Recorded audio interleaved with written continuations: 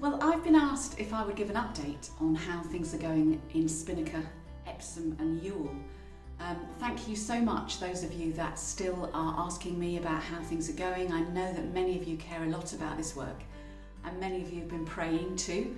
So, I don't know exactly what day you're watching this, but on the day that I'm recording it, it is about 1 year exactly to the day when we had to stop Experience Easter 2020. That was, as some of you might remember, going to be one of our biggest ever Experience Easters. There were more than 1,000 children registered for it. We had a new church involved and 3 new schools involved. And then on this particular day, we'd set up everything in the Ruxley Lane Church. And we arrived that morning knowing that it was very unlikely that the children could come to us. We wondered whether maybe we could go to the children, but that was also banned that day. And that was the end. And that was the last time I visited a school back in March 2020. What we did is we did the same as we're doing for all our RE days, our religious education days. We sent out materials to the schools, nothing like as good as actually coming, but better than nothing. So sent them examples, we sent them the booklets that we've created for the children to use. And that's what we've done for the RE days throughout the year. The Moving On RE Day for Year 6 in the summer term. And then in the autumn term, we also have 2 RE days. And we've sent to schools the booklets and all the materials.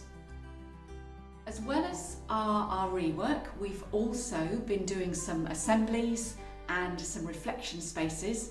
If we've got any children from Spinnaker schools, you'll recognise my funky wallpaper behind here. It's become a bit of a thing that whenever I record, I'm in front of this wall, partly because I like the wallpaper, partly because it's the only wall in my house that doesn't have pictures on it. And so that's why I stand here like this.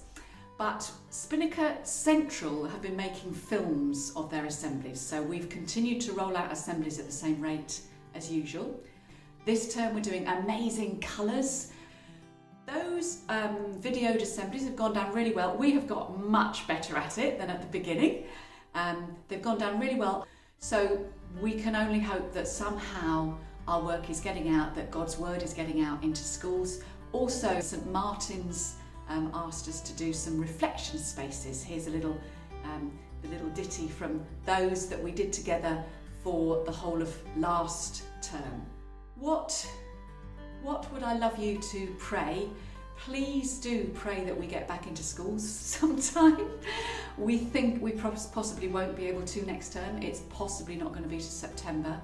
So pray for that. Pray for my team. Do pray for the children. Do pray for the teachers who have had such a hard time. The teachers and the staff in schools have been total heroes. And dare I say it, without quite so many accolades as the health professionals. But I think in different ways they've had just as hard a time.